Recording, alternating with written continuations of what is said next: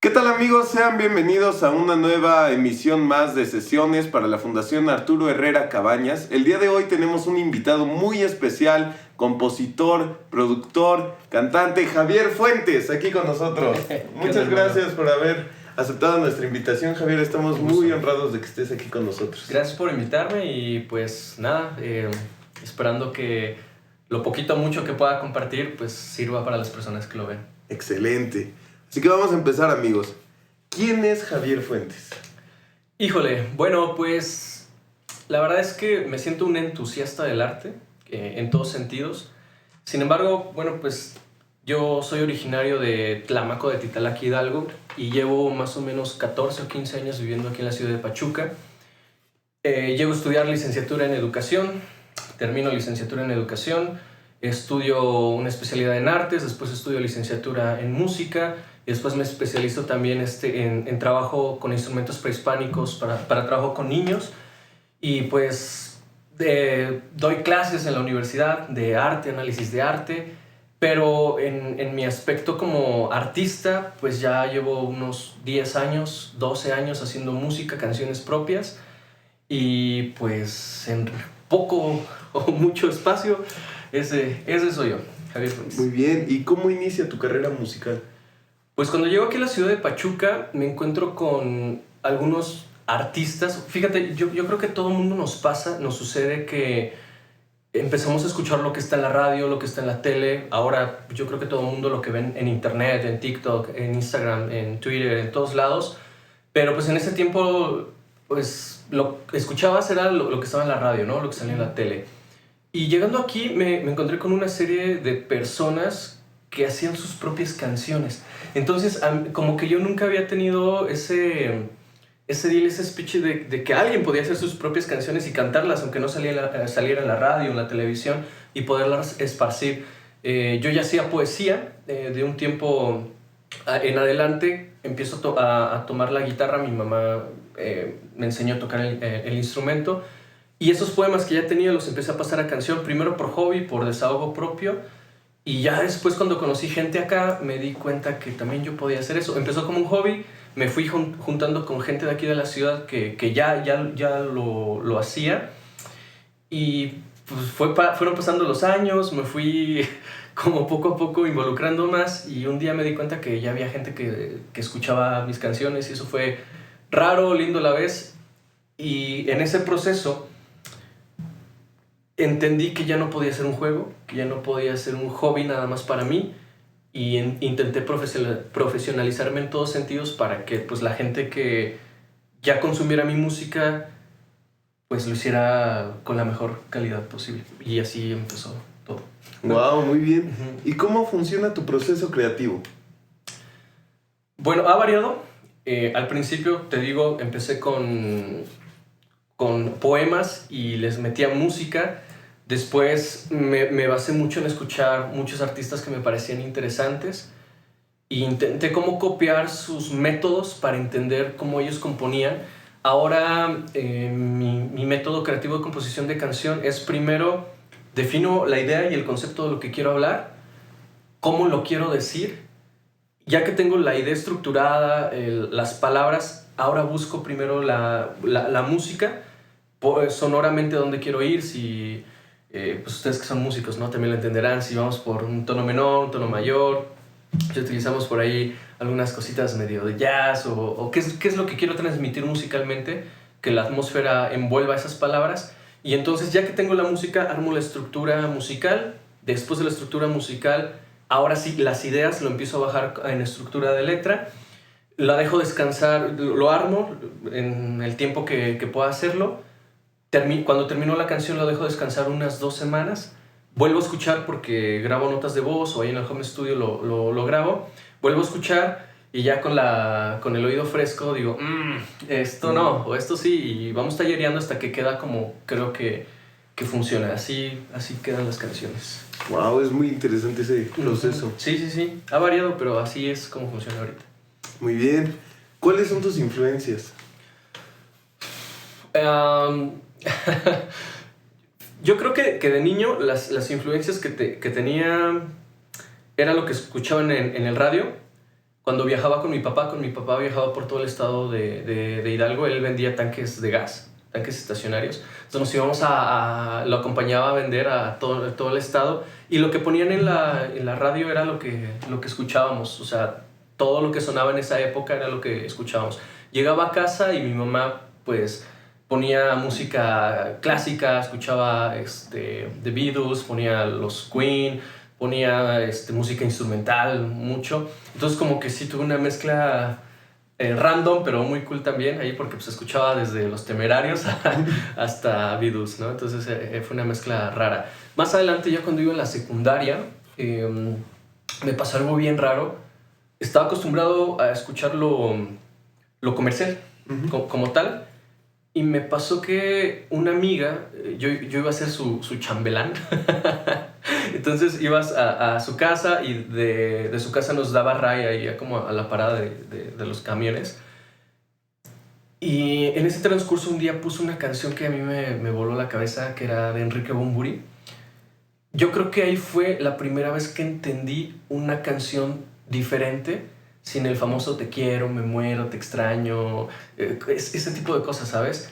Escuché una canción que se llama Así, de Enrique Bunbury, de su disco Flamingos, y wow, o sea, ahí me cambió mucho la mentalidad. Más adelante salió su disco El viaje a ninguna parte, y también, o sea, fue un descubrimiento bien interesante. Llego a la universidad y me clavo mucho en la onda trova. Silvio, Aute, Pedro Guerra, Ismael Serrano, ahí conozco a Jorge Drexler también. Pero yo creo que ya despuesito en mi búsqueda como artista me di cuenta que ni era rock ni era trova, y como que estaba bien en medio, y la verdad no sabía por dónde. De hecho, muchos años divagué en definir mucho mi proyecto, por dónde iba a ir. Y pues creo que más adelantito mis influencias más importantes fue Natalia Lafourcade, Jorge Drexler, David Aguilar, Kevin Johansen, Leiva, y creo que han sido grandes referentes de momento para lo que ya estoy construyendo como artista. Y un poquito más en el indie pop, yo creo que Caloncho, Siddhartha son como por donde se está construyendo todo. Como hacia donde se está enfocando, ¿no? Sí, claro. ¿Y cómo se gesta El tiempo y su velocidad? Uy, El tiempo y su velocidad es un disco que tardó 1 año y medio en salir. Ya tenía algunas canciones. Justo cuando decido cómo va a ser mi proyecto, porque ya tenía un disco previo que se llamaba Cósmico Rock and Rollero, y ahí todavía como que estaba extraña la cosa. Pero ya después, cuando defino bien el proyecto, nace El tiempo y su velocidad. Empecé a sacar sencillos cada mes. Y suena sencillo, suena fácil, pero no, es bien complicado. Desde preparar las canciones, producirlas, armar el arte, subir la canción a plataformas digitales, promocionarla para Spotify, ya que sale de Spotify, pues darle vida, ya sea con video oficial o con algunas otras dinámicas. Y fueron 12 canciones, o sea, fueron 12 meses constantemente sacando canciones. Y es un disco que me dio mucha satisfacción, porque cuando yo empecé con mis primeras canciones tenía 70 oyentes mensuales en Spotify. Y gracias a ese disco llegamos a tener hasta 30,000 oyentes mensuales en Spotify. Ese disco llegó a ya 1 millón de reproducciones en Spotify. Hay una canción solita que tiene 500,000 de reproducciones en Spotify. O sea, la verdad es que es un disco al cual le tengo mucho cariño.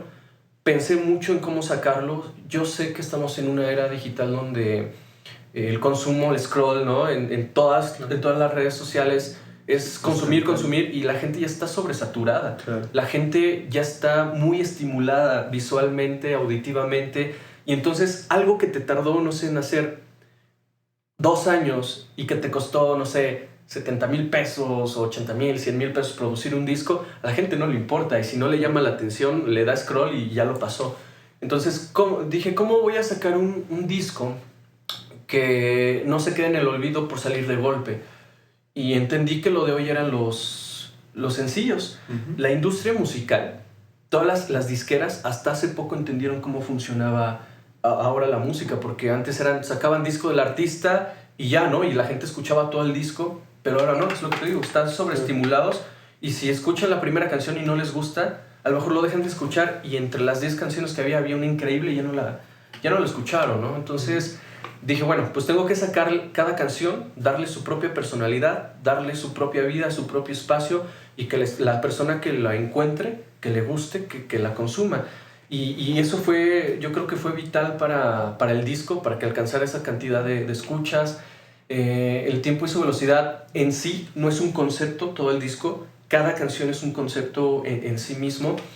Y eso permitió que incluso saliera en playlists bien importantes, como salió en Distrito Indie, que es una playlist bien importante, salió en Café Libro, salió en Buena Vibra, salió, yo creo que la playlist más padre y que me emocionó mucho fue Viernes MX, que es donde cada viernes cuando se estrenan los artistas top están ahí, y pues yo sin tener disquera, sin tener un promotor, sin tener ni siquiera conocer un curador de playlist, que aparecieran en Viernes MX ahí al lado de Nodal, de Mon Laferte y de un montón de gente que dije, wow, eso me llenó muchísimo. Claro.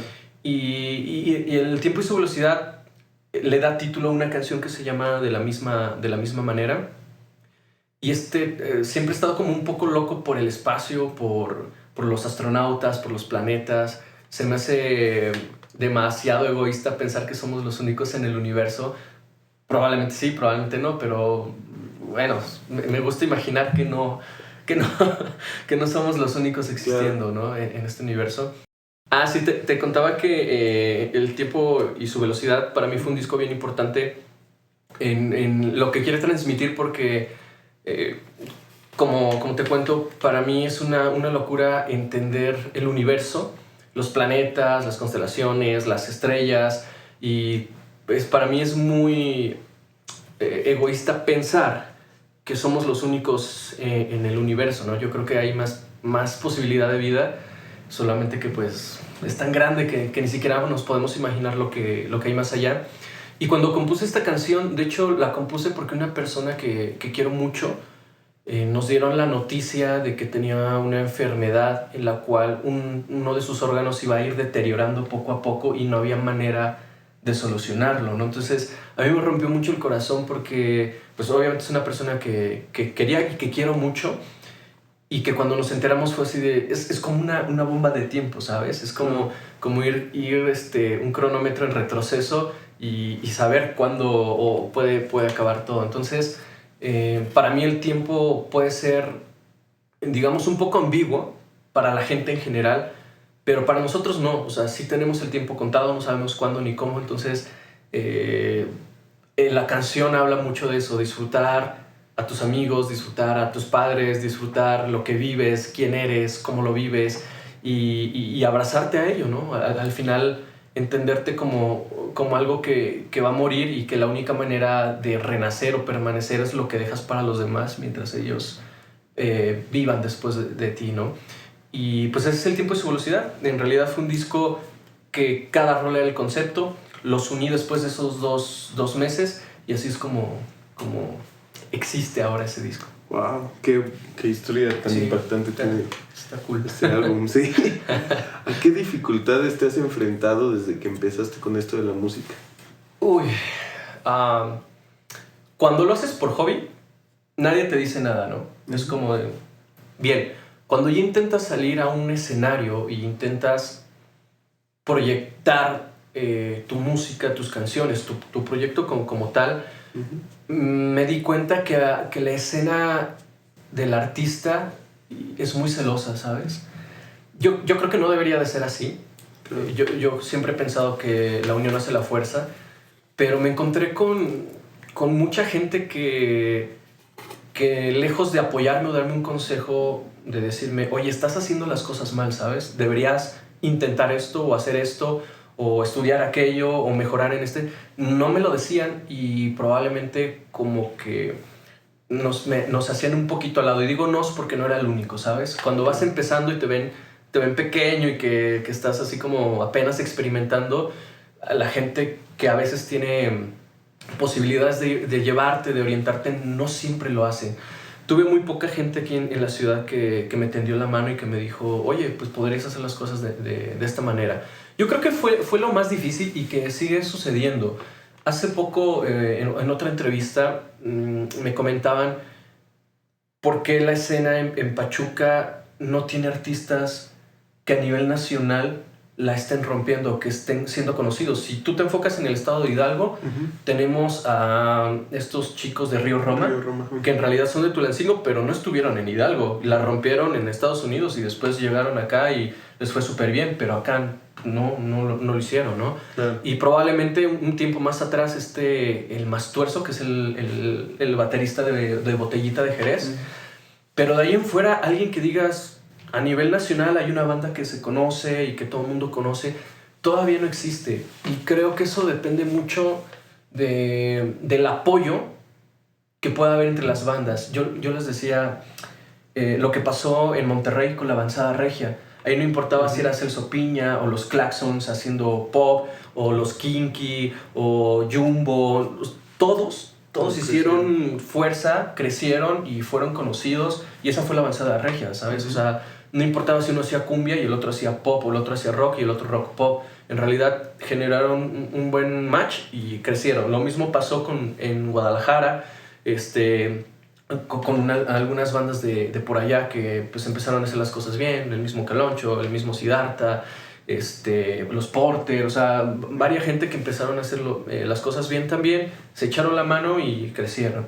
Yo creo que eso es lo que falta también acá, que las escenas se junten, que no distingan si es pues como un formato solista, un formato de banda, todo puede crecer. Yo creo que de esas cosas fue lo más difícil que me encontré al principio, y ya después te vas ganando un lugar y con el paso de los años y dicen, sí, ok, va, pero al principio es muy complejo. Sí, claro. ¿Y cómo ha cambiado tu visión en cuanto a la música? ¿Cómo fue en el principio? ¿Cómo lo veías? ¿Y cómo ha avanzado y cómo evolucionó hasta la visión que tienes ahora de ella? Sí, cambió un montón, porque al principio era algo personal, un desahogo, no era como ir al psicólogo y desahogarte, era más bien hago poemas y canto canciones y ya me desahogo.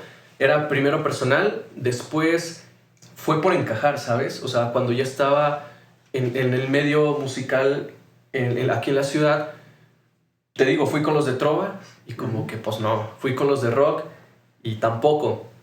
Y dije, bueno, creo que lo mío ni es rock ni es trova, pero pues me pego un poquito más a la trova. Y empecé a hacer como cosas, musicalmente hablando, canciones que creo que igual y no me identificaban tanto, pero como por querer ir por esa línea, lo intenté. Y puede parecer un error, pero en realidad creo que fue un aprendizaje, o sea, un aprendizaje. Más adelante fue entenderme yo como artista, qué quería decir musicalmente, qué quería decir letrísticamente y qué quería decir visualmente. Después de que entendí eso, ahora me metí a entender la industria, para que lo que yo quiero hacer encuentre un nicho entre la gente, poquita o mucha, y sea disfrutado tanto por mí como por la gente que quiera escuchar esas canciones, ¿no? Entonces ha sido un proceso de maduración y de entendimiento también para el proyecto. Muchos artistas nuevos dicen, subo cosas a TikTok, subo a YouTube, a donde sea, pero si no tienes bien definido tu proyecto y lo que eres como artista, pues puede que no suceda nada, ¿no? Hay que definir primero eso. ¿Y cuál consideras que hasta hoy en día ha sido tu mayor logro? Hay varias cosas bonitas que me han pasado dentro de la música. Yo creo que una muy linda y que fue muy random, hace como 7 años daba clases en un subsistema. Bueno, no sé si lo saben, pero en cada estado hay CECITES. Por ejemplo, en el estado de Hidalgo es CECITE, con H al final, ¿no? En el estado de México es CECITEM. Y así va cambiando dependiendo el estado. Yo trabajaba en un CECITEM en el estado de México, y en ese entonces la que era mi directora me dijo, oiga maestro, necesitamos que participe en el concurso de composición del himno del CECITEM. Yo fui de, pues bueno, pues participo, ¿no? Gracias por invitarme.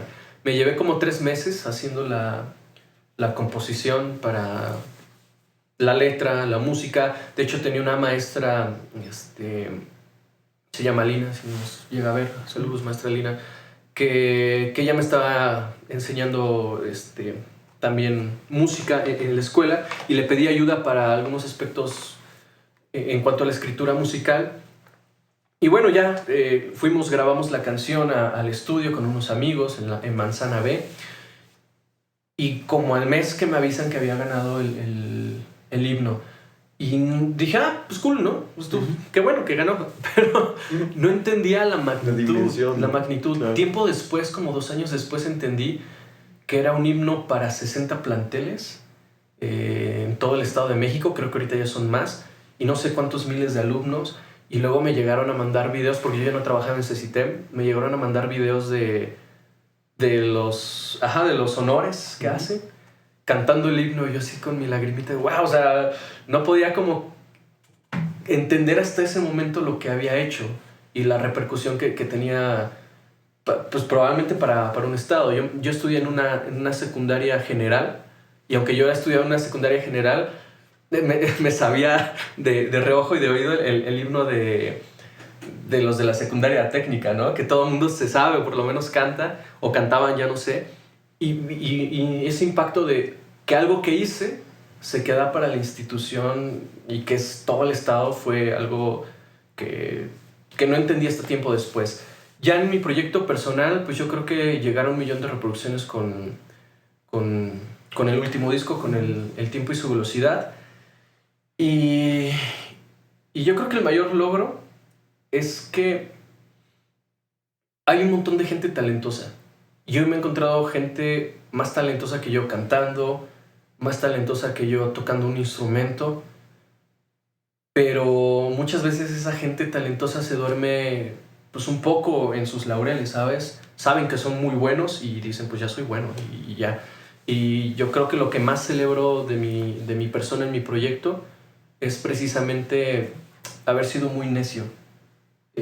Me acuerdo cuando empecé a hacer canciones, de la gente que hacía canciones conmigo en esa época, ya casi no...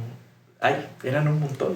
Y creo que ser perseverante ha sido mi mayor logro para llegar a donde estamos llegando, de momento. No sé qué vaya a pasar en el futuro, pero de momento vamos bien. Y justo de eso va la siguiente pregunta, que es, ¿cómo te ves en 5 años? El futuro siempre ha sido incierto, ¿sabes? A veces planeamos, y aunque tenemos todo para que lo que estamos planeando suceda, no siempre pasa de la manera que queremos. Hace no mucho, como con mi proyecto, yo decía, es que en cierto tiempo tengo que estar firmado por una disquera importante, no sé, Sony, Warner, Universal. Y de un tiempo para acá, ¿sabes? Ya no es algo que defina mi futuro o que sea una de mis ambiciones más próximas, o ni siquiera una ambición ya que quiera. Digo, si pasa, qué chido. Si no pasa, tampoco ya no me preocupa. Acabé por entender que en esta nueva época ya un artista no necesariamente depende por completo de una disquera. Creo que depende de sí mismo, de la calidad del trabajo que haga como artista, de que todos los aspectos de su proyecto estén bien definidos, que todo tenga calidad, y que tu música va a ir encontrando un nicho, va a ir encontrando gente que le guste, que le llame la atención y que sea parte de tu proyecto. Ya a mi futuro, ¿sabes? Te repito, si pasa algo muy importante en la industria, qué bueno, pero para mí en 5 años es ir a 5 o 6 ciudades diferentes, no sé, Querétaro, Puebla, Ciudad de México, Toluca, aquí mismo en Pachuca, y que la ciudad a la que yo vaya yo pueda meter en un foro 20, 30, 40 personas que saben quién soy, que saben cuáles son mis canciones y que van a ir a cantar conmigo. No necesito probablemente masas, no necesito salir en todos lados, ni la promoción de la disquera para salir en la publicidad de Spotify o de TikTok o de Instagram. Si sucede, genial, pero si no, ya no es mi tirada. Mi tirada es hacer un fandom real, orgánico, y que puedan consumir mi música de corazón. Esa es mi tirada de aquí a 5 años. Wow.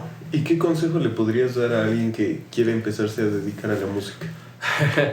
Primero, que es una carrera larga, que si tú piensas y pretendes romperla en 2 meses, 3 meses, 1 año, lo siento, no va a pasar. O sea, la probabilidad de que eso suceda es muy poca. Hemos visto casos como Ed Maverick, ¿no? Por ejemplo, pero ¿cuántos casos más has visto? Que en menos de 1 año esté firmado por una gran disquera y sea un fenómeno. Es muy difícil que pase, ¿no? O sea, no es que no pueda pasar, pero es muy difícil.